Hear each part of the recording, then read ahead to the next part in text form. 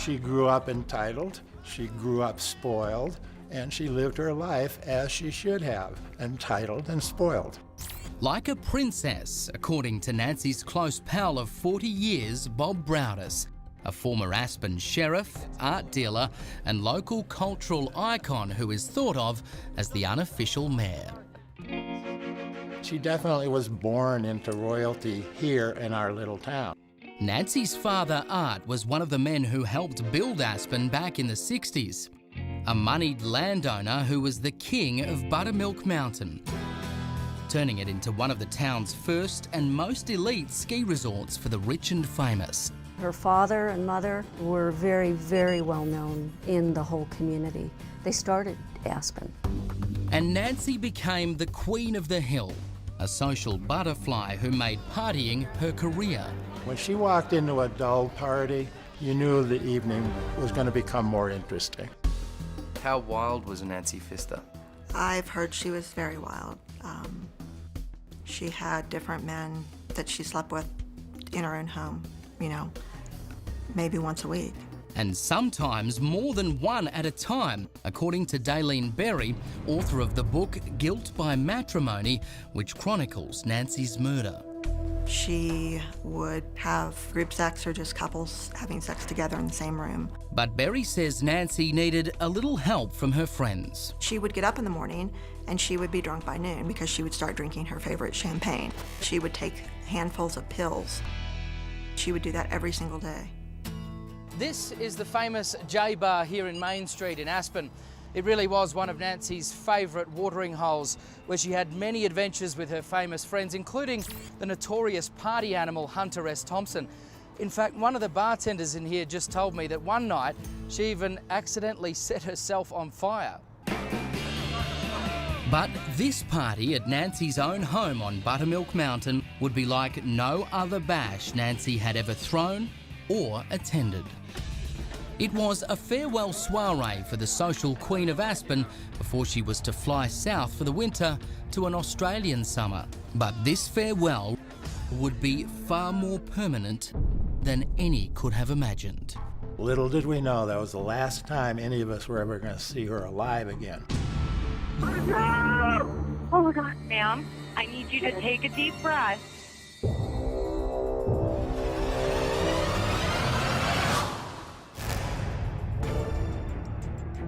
Jet-set socialite Nancy Pfister was murdered just days after returning to Aspen from a 3-month getaway to sunny Australia. She had texted me an hour before she was murdered, basically saying that jet lag had crippled her and she was finally getting to sleep. But Nancy would never wake up. You then would have been one of the last people to communicate with Nancy. Yes, that was her last living act as far as they could discover, doing a timeline of the crime. While many loved Nancy and found amusement in her wild life of sex, drugs and fun parties, there were also those who were not so fond of her, especially other women. Nancy would sit on your lap right in front of your wife, and she did that repeatedly and got away with it at the cost of losing a lot of female friends. One of the women police considered a suspect in Nancy's murder was Kathy Carpenter, who acted as Nancy's assistant, and they reportedly bumped heads frequently. The relationship with Kathy Carpenter was very stormy. Kathy Carpenter and Nancy Pfister were like husband and wife. They constantly relied on each other. There was some talks of how Nancy Pfister treated Kathy, and at some points it wasn't very nice. There was some disputes that they had, and so there was some concern on our part that she had possibly been involved in the murder. Another woman considered a suspect in Nancy Pfister's murder was Nancy Styler, along with her retired doctor husband William, better known as Trey. The three had been locked in a bitter money dispute. So it was no secret that there was a great deal of animosity between the Stylers and Nancy Pfister. Trey and Nancy, a noted horticulturalist, had only recently arrived in Aspen from Denver, hoping to start a new life after losing just about everything they owned from bad investments. You're in this situation where life is perfect, and then all of a sudden one little thing happens. The Stylers decided to use what little cash they had left to start a Botox and laser spa in Aspen. New to town and full of optimism about their fresh start, the Stylers answered an ad in the Aspen Times that led them here to the base of Buttermilk Mountain and a fork in the road. In hindsight, they took the wrong turn, driving up West Buttermilk Road to Nancy Pfister's home, which she was trying to rent for the time she would be in Australia. Walked upstairs, and we're greeted by Nancy in a white, like hotel bathrobe, a strand of pearls, glass of pink champagne, and nothing else.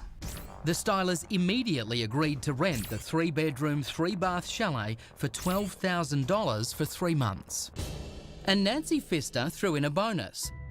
The Stylers could stay there with her for free for a month before she left for Australia, and even start up their spa there in return for helping her pack and prepare for the trip.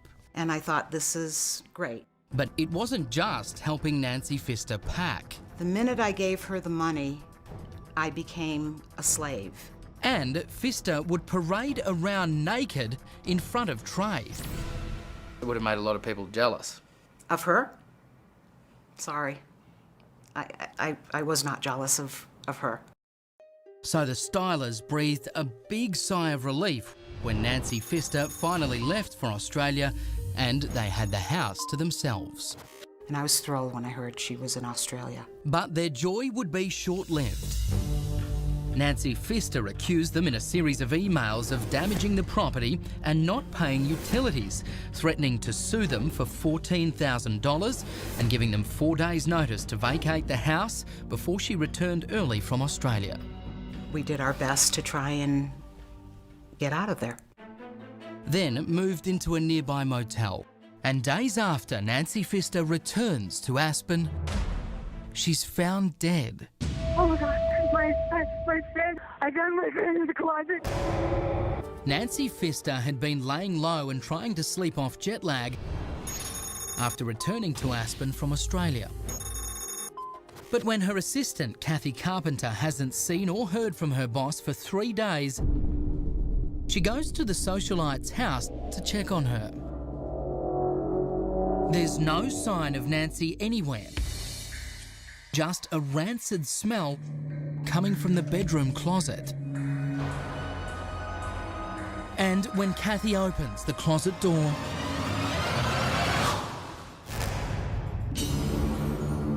No! Oh my God. Kathy is hysterical in her call to 911. My friend. I got my friend in the closet. Ma'am, I need you to take a deep breath so that I can send you help. I need you to tell me exactly what happened. I got my friend in the closet. And those very words immediately make Kathy Carpenter a suspected murderer. The odd thing was there was no way she could have seen that it was Nancy Pfister.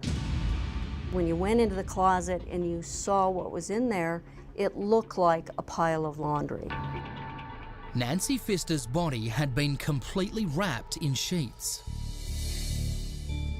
Unless you pulled back the sheets and actually looked at what was there, you did not know that it was a person. She insisted that she saw this while insisting that she had not touched any of the sheets. She had not moved anything. She had not pulled it back. Making Kathy look more guilty, cops learned she had taken $6,000 and 2 valuable rings from Nancy Pfister's safety deposit box the very next day. Kathy Carpenter had access to it. She had the key and she could definitely go in and out of it, but to empty out that box was very, very strange. I don't think of that as something you would do after you find that your friend is dead, to take those valuables and secret them. What was the motive you believed at the time, for example, with Kathy? It was odd. Was she somehow taking money from Nancy Pfister? Or did she get caught up in the animosity? Kathy Carpenter had already pointed the finger at Trey and Nancy Styler in her 911 call. My friend came back from Australia and she had some people living there and she made threats to them about owing money. And she elaborates during her police interrogation. There was bad blood between them. At 5:30 in the morning, police turn up at the door of the Stylers' motel room. I truly thought that I was dreaming.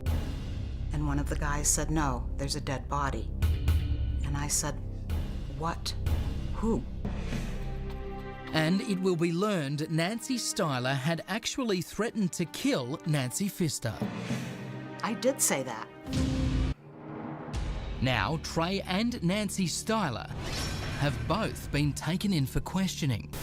But Trey, at age 65, frail and suffering from a debilitating neurological disease, didn't seem strong enough to commit the crime, at least on his own. To pack her body into trash bags, wrap it in sheets, drag it to the bedroom closet, and then flip her mattress over to hide the bloodstains. Is that something that you accepted that he was physically capable of? Not at the time. Carrying a dead body, even if you drag it into the closet, it's not an easy job for one person. Flipping a queen mattress from one side to the other, doable, because I've done it myself. For him to do that by himself would have been very difficult. Of more interest to cops was Nancy Styler, whose animosity towards Pfister was no secret. And just as Pfister's assistant, Kathy Carpenter, had pointed the finger at the Stylers, Nancy Styler was now pointing her finger back at her for the Pfister murder. I thought that she and Kathy had a major fight. And I thought that Kathy had gotten drunk, blacked out, killed her. But Kathy had never threatened to kill Pfister. On the other hand, Nancy Styler had. What was the motive there? Nancy Styler had made some comments to the effect that she would rather see Nancy Pfister dead. She'd expressly said she would like to kill her. There was motivation there, for sure, just like her husband, Trey.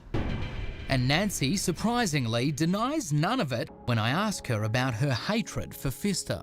On reflection, one of the interrogators looked back and said, the most striking thing from the interview with Nancy, with yourself, was this overwhelming hatred, as they described it, that you had for the victim, for Nancy. I think that I was very honest with them when they said to me, "Did you like her?" And I said, "No, I hated her." You said more than that. You said she's a liar, she's an alcoholic. She disrespected me like no other person has ever done.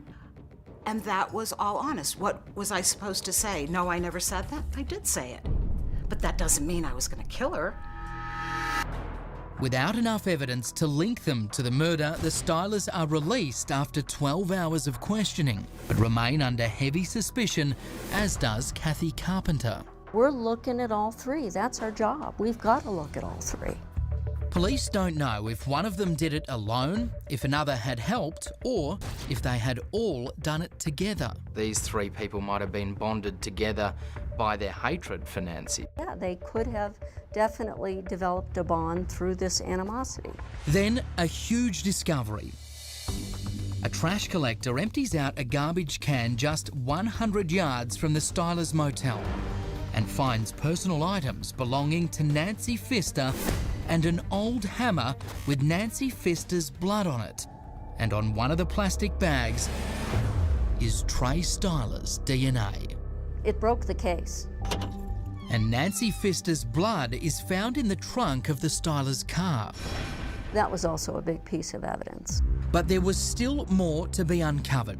The key to the bedroom closet where Nancy Pfister's body was found. Amazingly, the key was ultimately found outside of the door of their hotel room in Basalt. Nancy Styler's defence attorney, Garth McCarty, suspects all the evidence may have been planted. I think everybody, including law enforcement, was a little suspicious at first that it was actually just found by chance.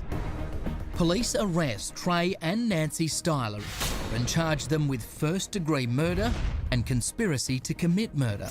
And 11 days later, they arrest Kathy Carpenter on the same charges. The Stylers and Carpenter sit behind bars for 3 months before they turn up in handcuffs for their first court appearance. It was one of the most anticipated trials in Aspen legal history. The courtrooms packed, and those who couldn't get in had gathered outside, all waiting to see what would happen in the sensational case of 3 people charged over the one murder. Then inside, the bombshell dropped. In a written affidavit, Trey Styler has confessed to murdering Nancy Pfister on his own without the knowledge or help of his wife Nancy or Kathy Carpenter, who both emerged from court free women. I mean, I'm hysterical. I'm wondering, did he do anything here, or is he just falling on his sword? A lot of other people in Aspen are still asking the exact same question and more. I would say there's a very strong, pervasive opinion among those who are familiar with the case that Nancy Styler beat a murder rap. But nobody saw this next bombshell coming. Do you actually believe Trey's confession? I believe most of it. Again, I question whether he did the cleanup alone, but I don't have anything to say he didn't. But at least the police had their killer, and the 2 women charged along with him, his wife Nancy and Pfister's assistant Kathy Carpenter, had been set free. But former Sheriff Bob Browdis is among those who still thinks Nancy Styler got away with murder.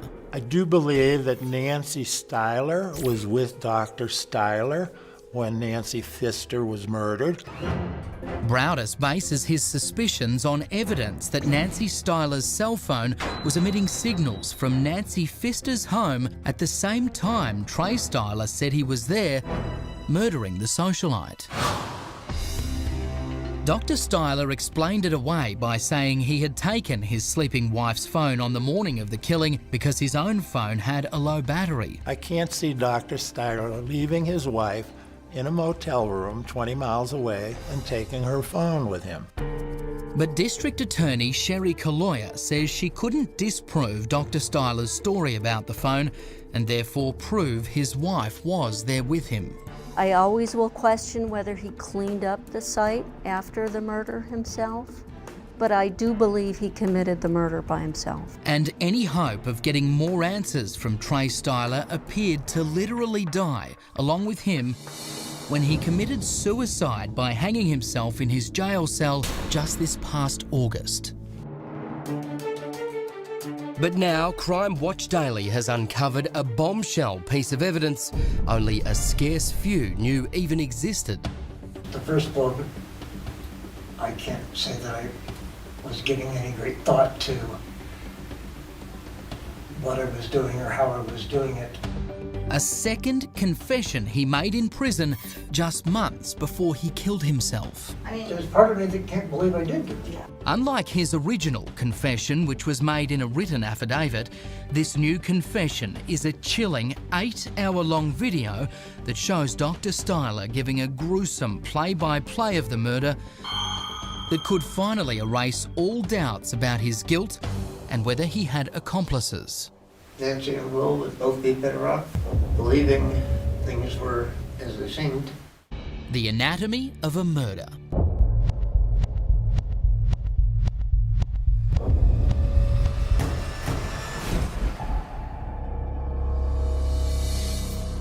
I struck the first blow in the back of her head because that was what was available. Coldly chronicled in gruesome clinical detail by the mad doctor who beat Aspen socialite Nancy Pfister to death with a hammer.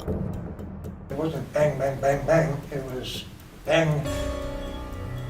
Oh, and what I do now.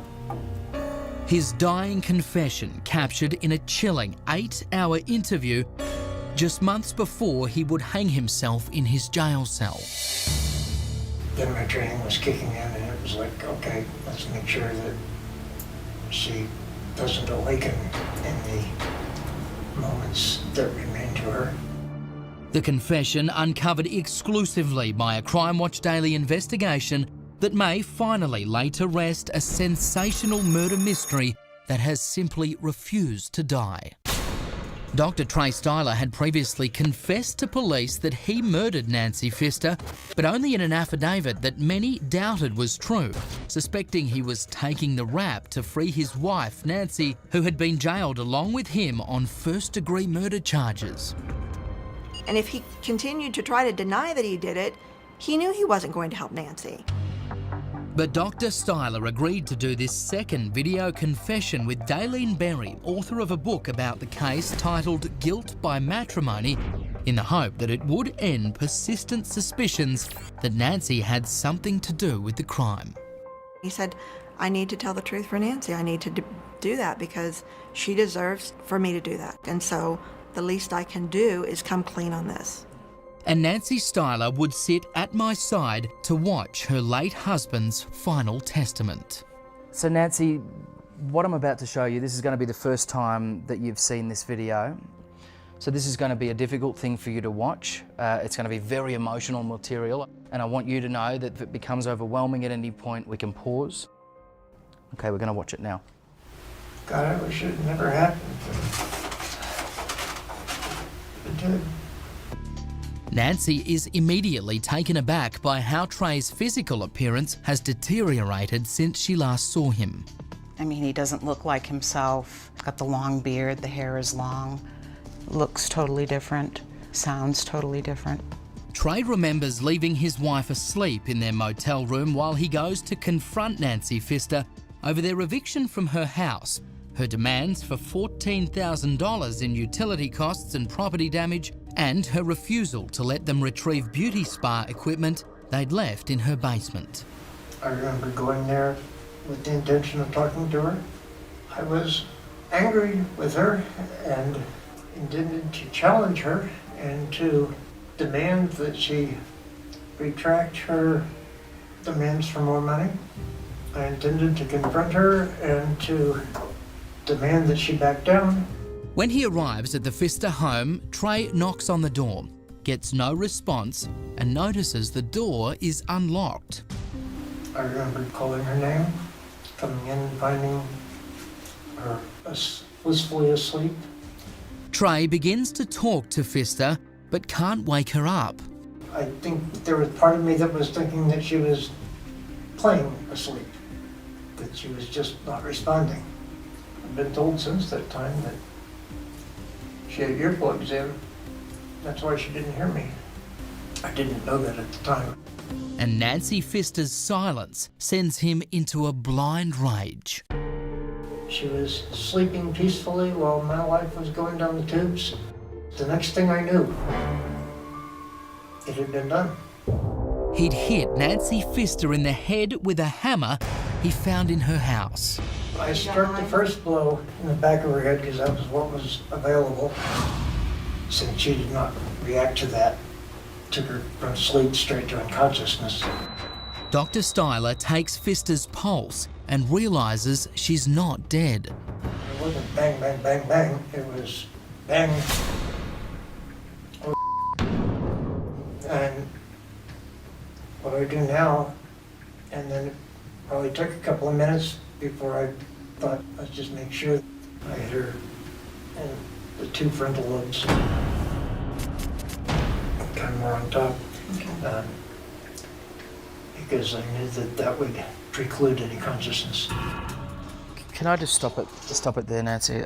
We initially wanted to explain this as a way as this, you know, this was a man who snapped. But I mean, now we're talking about medical training, the location of the blows, a man who took her pulse after the first blow. The doctor in him is coming out and being analytical after he's just lost his mind.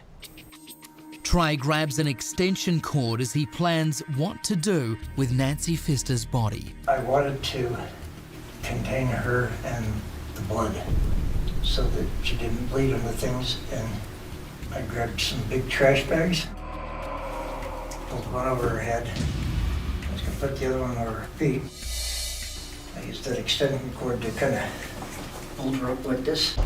I rolled the body onto a sheet, pulled her off of the bed onto the floor, and then we dragged the sheet, basically. The sheet there, she's there, grabbed the foot of the sheet, so to speak, back up, blew it to me. Only took about, it was only about 10 feet.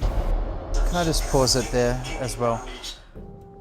I mean, it's so difficult to watch. It's so hard to look at. And I guess this goes to the heart of your implication in all of this, right? This rumour and this innuendo and supposition. I mean, we're looking at him now. This is a guy in a wheelchair. He certainly doesn't look in top physical condition. You knew him better than anyone. He was able to do it on his own. Well, he did, yeah. And you look at the laws of physics, you can drag a bunch of weight rather than lift it. And it surprises me that law enforcement didn't look at it that way. I mean, it's pretty chilling, isn't it, to see him? Oh my God, it's horrible. Then he stuffs the wrapped body of Nancy Pfister in her bedroom closet. There's part of me that can't believe I did do it. And he insists his wife had nothing to do with the murder. One thing I know beyond doubt is that Nancy not only had no involvement in it, she had no knowledge of it. But many still have their doubts about that, suspecting Trey was covering for the woman he loved so much that here he breaks down, recalling their early courtship. When I returned home that night, my mother was... I told her I'd met the woman I didn't marry. Could just pause it there. I mean, you can tell you were everything to him. Not enough. Not enough. What do you mean by not enough? Not enough to keep him alive. Not enough to make him want to live. But enough for him to make a false confession just to get her off the hook? What do you say to the people of Aspen who continue to cast doubts?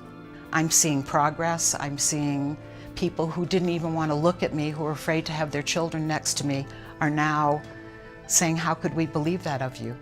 And there's going to be some people who don't believe me ever. And what can I say to them? I take Nancy Styler back to the scene of the crime, the mountain home where her husband confessed he murdered Nancy Pfister. When Trey came here and he drove down this driveway towards this place, do you think he had murder on his mind? Oh my God, no. No, he was coming to talk to her.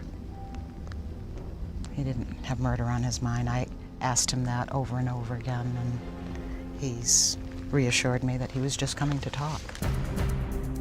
Instead, he beat the socialite to death with a hammer in a moment of madness that robbed Aspen of a celebrated member of one of its most prominent families. The family was this mountain, and I hate to see this black spot on the mountain. Despite her husband's confession, many in Aspen still suspect Nancy Styler had something to do with leaving that black spot here. And I would confront her point blank with those persistent suspicions in a blunt sit-down interview.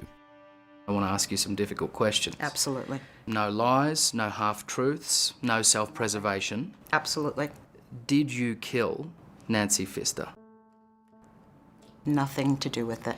You had nothing to do with the murder whatsoever? Nothing. You weren't there in the moments after she was killed? It was 20 miles away. You weren't there to help clean up the scene or to move the body? No, and I would have done a better job. The job that was done was not a thinking mind.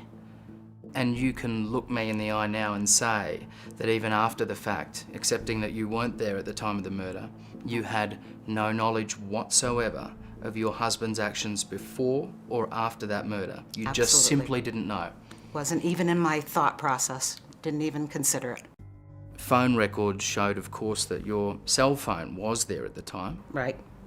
That was a decision that your husband mysteriously took just to take your phone to the crime scene. Because his was out of batteries, and he was trying to let me sleep. This isn't the first time he's done it. So, Nancy, this was simply a case of guilt by association, guilt by matrimony, as it's been described. I mean, this entire case that was built by the investigators, by the detectives, by the prosecution, all of it was bungled, all of it was false. Correct. There are many people in this town, some of them high-ranking, that still believe you either got away with murder yourself or you got away with being an accessory to murder.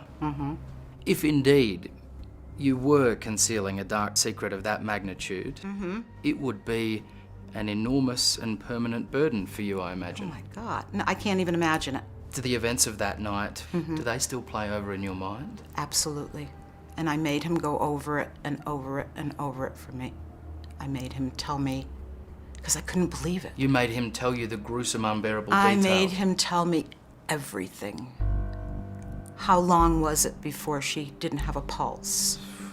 I wanted to know everything because Why? Why did you want to know that? Because I didn't believe it. I didn't believe it. I thought that he was still saying this just so I could go free. I couldn't believe this. I needed to know, what did you do with this? Why did you do this? When you heard that he had killed himself? I was happy because he's at peace. He was tormented. Can you imagine a gentleman knowing what he did to that woman, her family, and his own family? What he did to me. To take my life and switch it, throw it all away. He was thinking he could get away with it and we could go on and live our lives. And I can't imagine that man, even if he got away with it, I can't imagine him living with that. He was a gentle man. It would have destroyed him. If you did get a chance to talk to him now, what would you say? That I love him and I forgive him. And I wish that I could have gotten more help for him. And I wish that people like Nancy Pfister would get more help. It's not one person that causes all of this. It's personalities and illnesses that are one on top of another. I've got to disagree with you, Nancy. They would say to you, it absolutely was one person who took a hammer and ended her life. Absolutely. But it's not one person who... There's more to it there. You can't take a person and put it for their 1 minute, that 1 minute deed that my husband did. That awful moment there. You can't judge his whole life by that, and he didn't do it unprovoked. And no one deserves to die that way. I don't care if they're the devil. But you're saying there may have been part of her that contributed to it? I would say that yes, everyone contributed a little bit. Part of Nancy's actions that led to her getting bludgeoned to death that night? Absolutely. That would be enormously hurtful for her family to hear. It's the truth. Are you saying that if Nancy had been any other person and never did anything, she wouldn't be in the position that she's in? I'm not saying anything she did made her deserve to die, but I'm saying that it did fuel the fire. If she hadn't fueled the fire with him or anyone else, because there were a lot of other people that were upset with her actions, that she wouldn't be in that position. But there are people fueling the fire, as you call it, all around America every day. Every day. And the response to that is not to take a hammer and... He's absolutely wrong, absolutely sick, absolutely mentally ill. That's not the product of a working mind. No, I'm not saying that what he did was right. It's absolutely wrong. Absolutely wrong. Nancy Styler has left Aspen, but whether she will ever be completely absolved of having anything to do with Nancy Pfister's murder is a question only time will answer.